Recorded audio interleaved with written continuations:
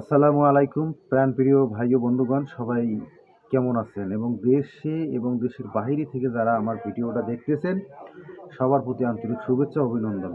তো আজকে কথা না বাড়িয়ে আজকে একটু আলোচনা, যেহেতু আমার প্রিয় ভাই ডাক্তার জাহিদুল ইসলাম উনি বসে আছেন এবং ওনার কিছু গুরুত্বপূর্ণ আলোচনা আমরা সাময়িকভাবে শোনার চিন্তা ভাবনা করব। যারা ভিডিওটা দেখতেছেন, ভিডিওটা শেষ পর্যন্ত দেখেন। তো আজকের আলোচনাটা হচ্ছে এতটুকুই, আমরা জ্বর বিষয় নিয়ে। কারণ আমরা সামান্য জ্বর, অনেকেই বলি জ্বর, কিন্তু জ্বরের যে কতটুক ক্ষতি এবং কতটুক মানুষকে ক্ষতিগ্রস্ত দিকে নিয়ে আসতে পারে, তো এই ব্যাপারে আমরা জাহিদ ভাইয়ের সঙ্গে কিছু আলোচনা করব। তো কথা না বাড়িয়ে চলুন জাহিদ ভাইয়ের সঙ্গে আমরা পরিচয় হই। আসসালামু আলাইকুম। ওয়ালাইকুম আসসালাম। জাহিদ ভাই, আপনি ভালো আছেন? আলহামদুলিল্লাহ আছি ভালো। আপনার শরীর স্বাস্থ্য ভালো আছে? আলহামদুলিল্লাহ।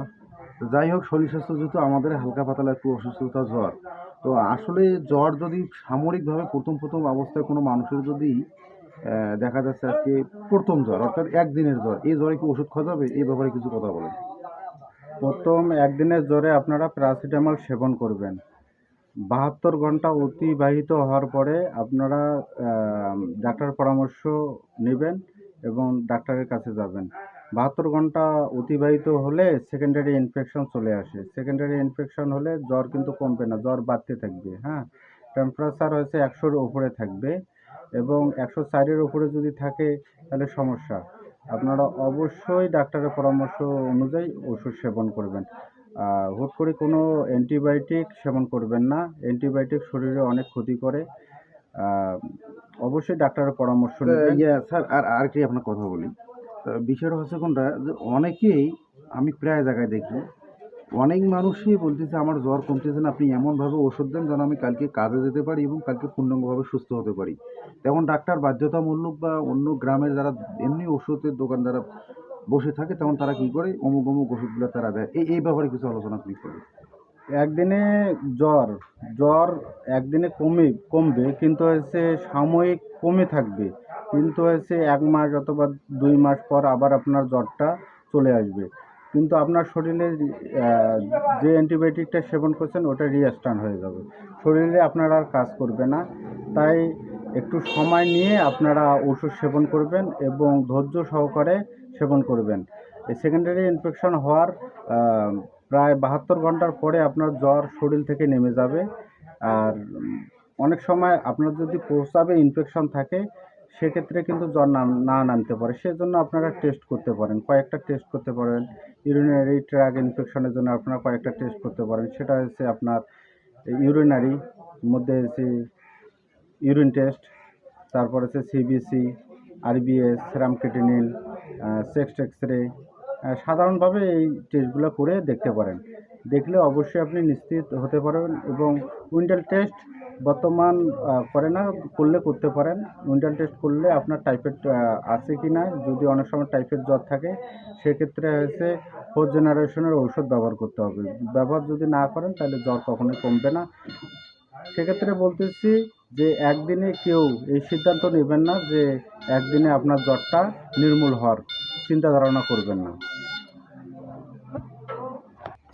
তো প্রিয় বন্ধুগণ, আপনারা অবশ্যই ধৈর্য সহকারে ভিডিওটা দেখতেছেন। তো জাহিদ ভাইয়ের কিছু গুরুত্বপূর্ণ আজকে জ্বর বিষয়ে আলোচনা। যদি আপনারা এই ভিডিওটা শেষ পর্যন্ত দেখে একটি ভালো গঠনমূলক আপনার সামরিকভাবে যদি একটি কমেন্ট রেখে যান, তাহলে অবশ্যই আমি কিন্তু সেই কমেন্টের উত্তরটা নিয়ে আমি অবশ্যই জাহিদ ভাইয়ের কাছে একটি প্রশ্ন করব পরবর্তী ভিডিওতে। তো চলুন, আর একটি মূল্যবান কথা, যে জ্বরের ট্যাবলেট খেতে গেলে গ্যাস্ট্রিকের ট্যাবলেট কি খাওয়া লাগবে? এই ব্যাপারে আপনি একটু বলবেন ভাই। জ্বরের ট্যাবলেট খেলে গ্যাস্ট্রিকের ট্যাবলেট খাওয়ার দরকার নাই। কারণ হচ্ছে যখন আপনারা হচ্ছে কোনো ব্যথানাশক ট্যাবলেট খাবেন, অবশ্যই গ্যাসের ট্যাবলেট খেতে হবে। বাধ্যতামূলক না যে আপনি অ্যান্টিবায়োটিক খেলেন অথবা আপনি কোনো প্যারাসিটামল খেলেন, কোনো মন্টুলুকাস জাতীয় ট্যাবলেট খেলেন, সেক্ষেত্রে আপনাকে কোনো গ্যাসের ট্যাবলেট খেতে হবে না। তাহলে মানে জ্বরের ট্যাবলেট খাইতে গেলে গ্যাসের ট্যাবলেট লাগবে না। না। আচ্ছা, এই রকমের এইটাতে যদি কোনো ভালো একজন পার্সন যদি এটাকে কেন্দ্র করে, তাহলে অবশ্যই সেখানে আপনি প্রতিহত করার মানে আছে তো আপনার। হ্যাঁ, ইনশাল্লাহ। কারণ হচ্ছে ব্যথানাশক ট্যাবলেট খেলে অবশ্যই গ্যাসের ট্যাবলেট খেতে হবে। কিছু কিছু ক্ষেত্রে কিন্তু গ্যাসের ট্যাবলেট খাওয়ার দরকার নেই। পানি সেবন বেশি করলে ইনশাল্লাহ গ্যাস নির্মূল হয়ে যাবে। তো প্রিয় বন্ধুগণ, একটু আবারও বলতেছি, কে কোথা থেকে আমাদের ভিডিওটা দেখতেছেন এবং যদি কোনো সাময়িকভাবে কোনো আপনাদের শারীরিক কোনো সমস্যা হতে পারে, মানুষের জীবনযাত্রায় শরীর হচ্ছে সম্পদ, শরীর হচ্ছে মহা সম্পদ। এই শরীর ঠিক, জগৎ ঠিক, সমস্ত ঠিক। তো অবশ্যই আপনারা কিছু তথ্য জানতে চাইলে অবশ্যই আপনারা কমেন্ট বক্সে কমেন্ট রেখে যাবেন। আমি আবারও বলতেছি, নতুন হলে ভিডিওটাতে অবশ্যই ভালো রিয়াকশন দিয়ে আপনারা পাশে থাকবেন। তো ইনশাল্লাহ আজকের ভিডিও এখানে বিদায় নিচ্ছি। জাহিদ ভাইয়ের অনেক মহামূল্যবান সময় আমরা নষ্ট করলাম, তারপর যদি ওনার কথাগুলো আমরা শুনে মেনে চলতে পারি, তাহলে আমরা হয়তো কিছুটা হলে নিজের শারীরিকের জন্য একটু ভালোভাবে একটু চলার চেষ্টা করবো। তো প্রিয় বন্ধুগণ, ভালো থাকুন, সুস্থ থাকুন, সবার সুস্বাস্থ্য দীর্ঘায়ু কামনা করে আজকের মতো বিদায় নিচ্ছি। আসসালামু আলাইকুম রহমতুল্লাহি আ বারাকাতুহু।